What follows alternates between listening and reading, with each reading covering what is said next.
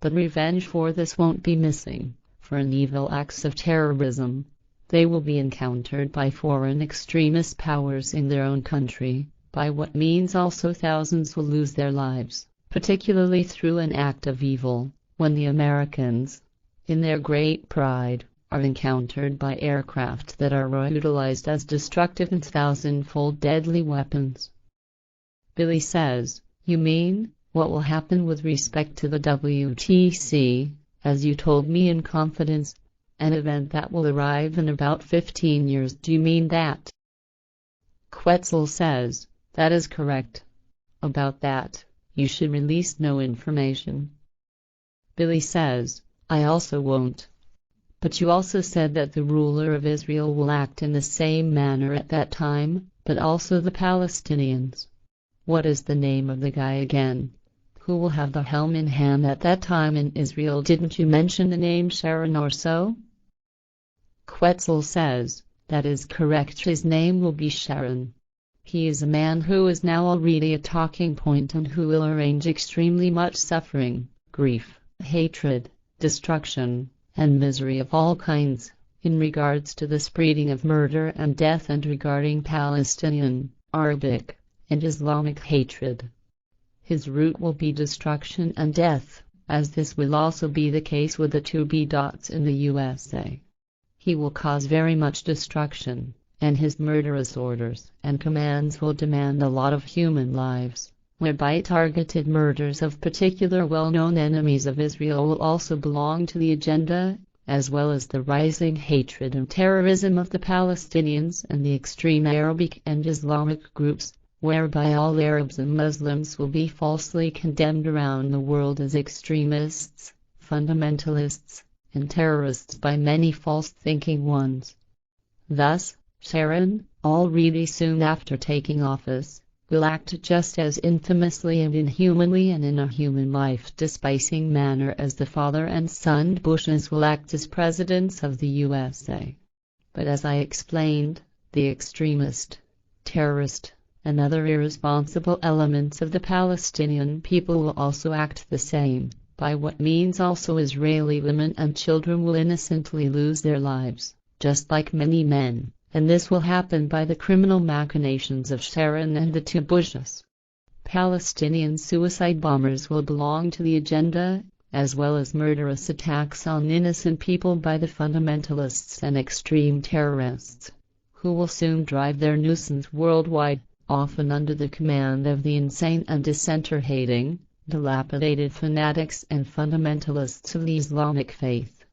It will first be Saddam Hussein, the Iraqi president and dictator, who will cause Father Bush to release the so-called Gulf War. After that, it will be the fanatic terrorist Osama bin Laden, an Arab, who will drive his terrorism from Afghanistan in worldwide form, which will then cause Bush's son, of course, always under the guise of peacekeeping and the fight against terrorism, to invade Afghanistan and destructively level the cities, etc., to the ground.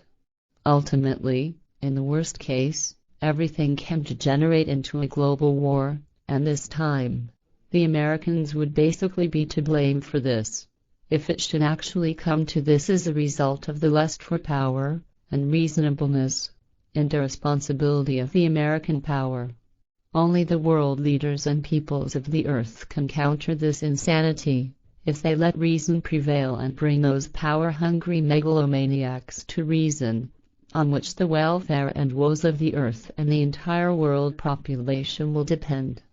But unfortunately, at least during the first period, it will be such that other irresponsible national leaders and presidents, etc., will also shake hands in the criminal actions of Sharon and the two Bushes, whereby all those of the population of these countries, who won't agree absolutely with the conduct of their irresponsible governments, will innocently fall into the terrorists' line of fire.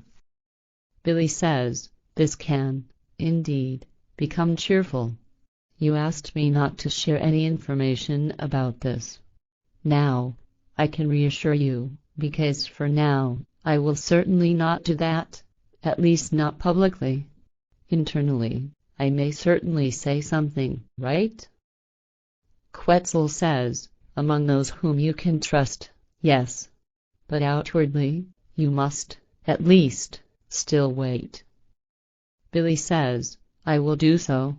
But now, I would like to address you about Mars again because during our last conversation relating to this, I forgot a question that I still wanted to ask. Patha told me on the great journey that there are also ongoing climate changes on Mars. That's how I remember it, anyhow.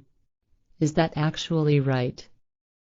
Quetzal says, yes, that is correct. On Mars, there are ongoing climate changes and, therefore, also planetary climatic variations, through which, for example, snow falls, although this phenomenon has a different nature than the one on Earth because it consists partly of carbon dioxide. Billy says, yes, exactly, Patha said that, too. But what do you know about global warming? Is this actually to be solely attributed to the environmental degradation, etc., of the person? Quetzal says, global warming is not just an effect of the environmental and atmospheric pollution caused by the Earth people. The greenhouse effect, in the rotating form of pollution, is also to be attributed to special events and processes that occur on the Sun and whose effects also become noticeable on the Earth. Through this, not only are the atmospheric layers of the Earth warmed up but also the atmospheres of all other planets in the SOL system. Moreover, the Earth, in its interior, generates great heat radiations, which penetrate to the outside and help with the greenhouse effect. The Earth's core, thus the center of the Earth, is not simply a solid mass, as is erroneously supposed by the earthly scientists. Rather, it is a core that is similar to what the Sun is in its entirety. Billy says, so it's a bubbling, nuclear furnace. Quetzal says, that is a good comparison. Billy says, then a question about Rembrandt. It is said over and over again that not all of the paintings attributed to him come from him. Do you know anything about this, since you still concern yourself with the earthly art of painting? Quetzal says, around Rembrandt, whose real name was Rembrandt Harmensz van Rijn, different stories grew, even during his own lifetime. He was born in Leiden on 7/15/1606. And he died in Amsterdam on 10/4/1669. Already at the youthful age of 15, he took painting lessons with a well-known history painter at the time, Jacob van Zwijnenburg, after which he gained further inspiration from various other painters and, from this, developed his own painting direction and created various works in his typical fashion. In 1634, he married Saskia van Eilenburg, who already died, however, in 1642. She was a woman who was extremely talented in the art of painting, but she did not appear publicly with her ability but only exercised it in secret, together with her husband, whose style fascinated her and whose style she received. In this form, she created quite a number of very good works, which were indistinguishable from those of her husband, and which also won't be distinguished for all times. She also made etchings in this manner, for which Rembrandt gave his name, as well as for the paintings made by his wife. So, for example, the alleged self-portrait of Rembrandt, the related etching of 1639, was not sketched by himself, as also several others weren't, but by his wife, Saskia, who mastered his style perfectly.